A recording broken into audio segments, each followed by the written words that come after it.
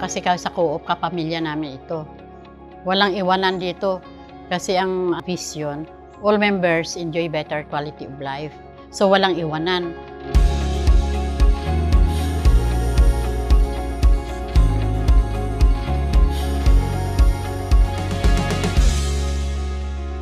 Nung pag-retire ko noong 2008, naisipan ko na mag-organize ng kooperatiba. Ang co-op na ito noon ay isang asosasyon ng Samang-Nayon, pero na-dissolve yun, nawalan. Kaya gin-reorganize ko noong May 11, 2012.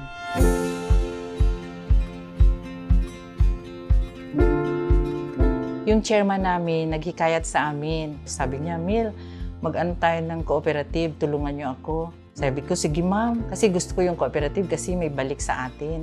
So yun, doon nag-start. Around 35 membership ang initial namin group.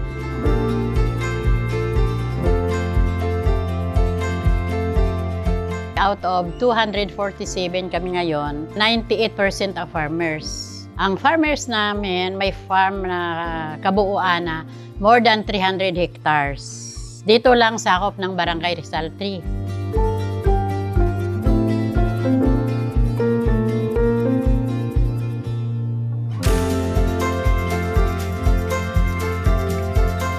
Sang una, sang wala pa, di karbaw gid ang gamit.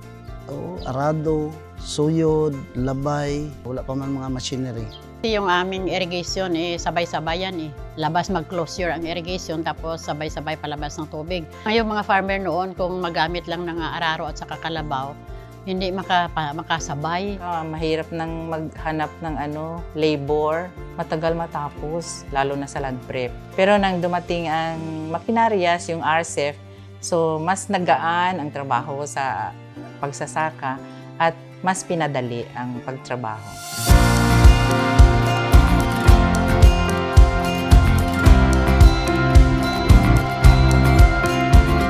Yung natanggap namin una, yung rotavator o four-wheel tractor, combined harvester. Tapos may seeder, rice transplanter. At saka nitong huli, mobile rice mill.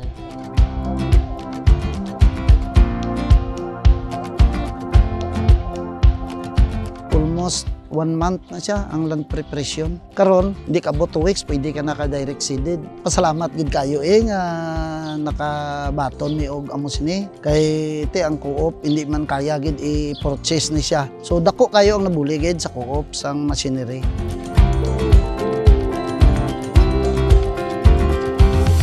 Sa una, ang among kahimtang diri sa wala pang makinaryas, medyo lisod. Isa lang kaadlaw sa hand tractor, mao lang gina isa ka hektarya. Pero kung ang rotor ang among gamiton, almost makaharot kami mga 4 to 5 ka hektarya sa isa ka adlaw.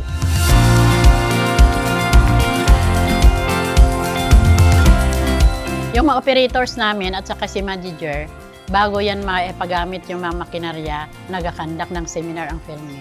Talagang pinapa-attend kami ng training, especially sa management, kung paano mo i-operate yung mga makinaryas, sa land preparation, sa vegetative stage care, at hanggang sa harvesting and threshing na, at saka drying. Kani manggod kining mga makinaryas, dako gid natabang sa amon nga mga farmers. Usay way ta kwarta, kaysa sa co-op pwede ta ka gamit sang machineries para sa amon mga operators, maka-income pa kami, matrabaho pa gid ang amon nga uma.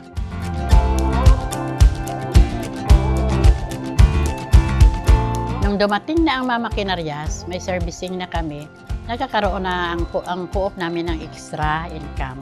Pagkatapos nila ng araro ng kanila o cultivate ng kanilang sakahan, meron yan sila mga livelihood projects. Merong may mga pigiri, may dakiri. Ang iba, nagninegosyo na sila. Sa survey namin, sa members namin, 75% umasinso na nang dumating at saka tumulong ang Philme. Hindi basta-basta mag-organize ng isang kooperatiba. Sakripisyo ang puhunan. Kasi nung una, mga empleyado namin walang sweldo. Kaming mga officers, wala din. Pero nung Pagdating na makinarias namin, naka-income na kami, ngayon may allowance na kami. Kaya nagpapasalamat talaga kami ng malaki sa ating pamahalaan, sa ating gobyerno, lalong-lalo na sa PhilMec. Dumating lang kayo na tumulong sa amin, so malaking utang na loob.